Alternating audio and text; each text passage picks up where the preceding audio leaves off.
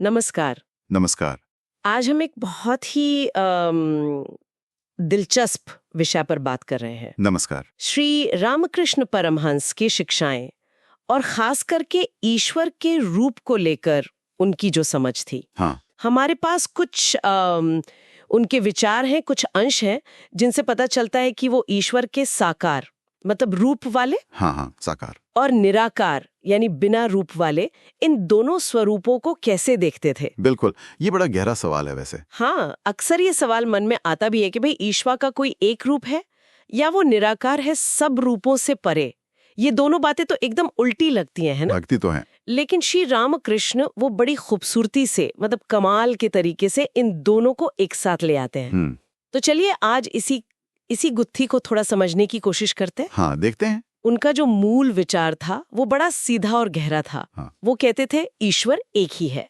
अब वो हमें रूप में दिखेगा या बिना रूप के, ये तो हमारी अपनी अवस्था पर निर्भर करता है, हमारी भक्ति कैसी है उस पर। हाँ, भक्त की दृष्टि पर। उन्होंने इसे समझाने के लिए वो समंदर वाला उदाहरण दिया था ना। हाँ, बहुत सुंदर उदाहरण है वो। सोचिए एक अथाह समंदर है, अब कोई उस समंदर के पानी को बस एक घड़े में भर कर देखता है तो वो हो गया साकार रूप। हाँ, उस घड़े जितना। और कोई उस पूरे अनंत समंदर को महसूस करता है बिना किसी सीमा के, वो हो गया निराकार। निराकार, बिल्कुल। हैं तो दोनों उसी एक पानी के ही रूप। और देखिए, इस सोच की सबसे खास बात यह है कि ये सिर्फ कोई किताबी बात नहीं है। अच्छा। ये उनके अपने गहरे अनुभवों से निकला हुआ सच था। और ये सोच क्या करती है, ये उस जमाने के जो धार्मिक झगड़े थे ना, हाँ, साकार बड़ा कि निराकार बड़ा, हाँ होते थे, उन सबसे ऊपर उठकर एक रास्ता दिखाती थी जहां अलग अलग तरह की भक्ति, अलग अलग ज्ञान के मार्ग, सबका सम्मान हो। मतलब टकराव खत्म।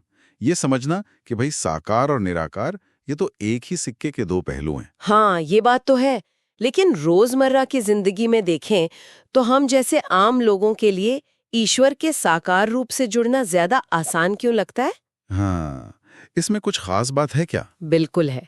देखिए, जब तक हमारा मन मतलब हम सबका मन दुनिया की चीजों में रमा हुआ है, मोह माया में फंसा है, तब तक किसी रूप से जुड़ना, उससे एक रिश्ता बनाना वो ज्यादा स्वाभाविक लगता है। जैसे ईश्वर को माँ के रूप में देखना या पिता, गुरु, दोस्त, किसी भी रूप में।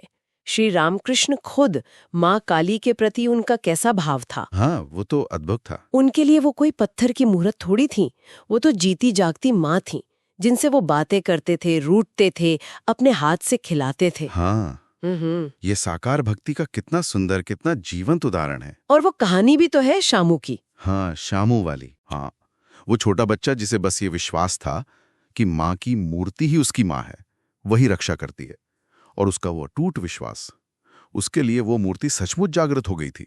अच्छा। तो भक्त के लिए साकार रूप उतना ही सच्चा हो जाता है जितना उसका विश्वास गहरा होता है। ये विश्वास वाली बात तो वाकई बहुत गहरी है।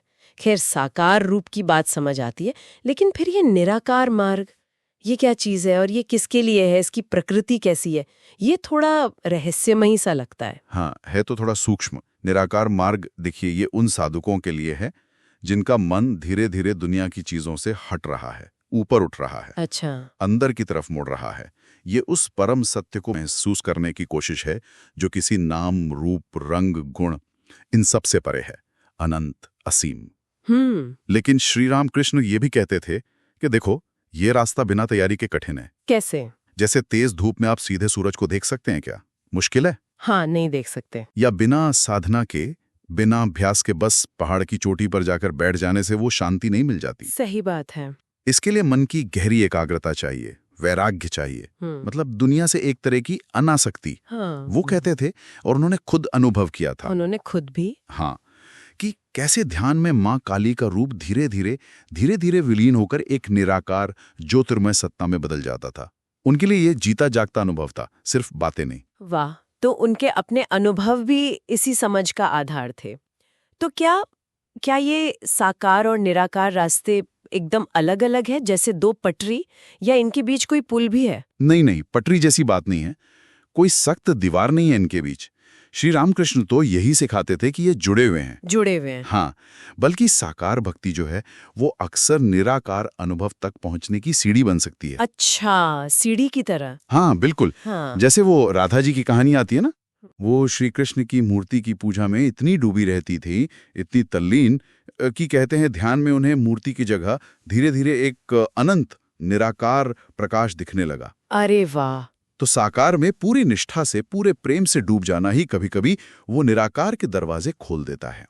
ये एक यात्रा है, मंजिल एक ही है। ये तो बहुत दिलचस्प बात है कि एक रास्ता दूसरे तक ले जा सकता है। तो फिर श्री रामकृष्ण का अंतिम और सबसे महत्वपूर्ण संदेश क्या था इस पूरे विषय पर? उनकी शिक्षाओं का सार क्या निकलता है यहाँ? देखिए, यहाँ जो सबसे मेरे ख्याल से क्रांतिकारी और दिल को छूने वाली बात है, वो है उनका सिद्धांत, जितने मत उतने पथ। हाँ, ये तो बहुत प्रसिद्ध है। यानी ईश्वर तक पहुंचने के उतने ही रास्ते हैं जितने तरह के लोग और उनकी सोच है। उनका जोर इस बात पर था कि भाई ईश्वर साकार है या निराकार, इस बहस में पढ़ने की जरूरत ही नहीं है। झगड़े बेकार हैं। ये झगड़े बेकार हैं।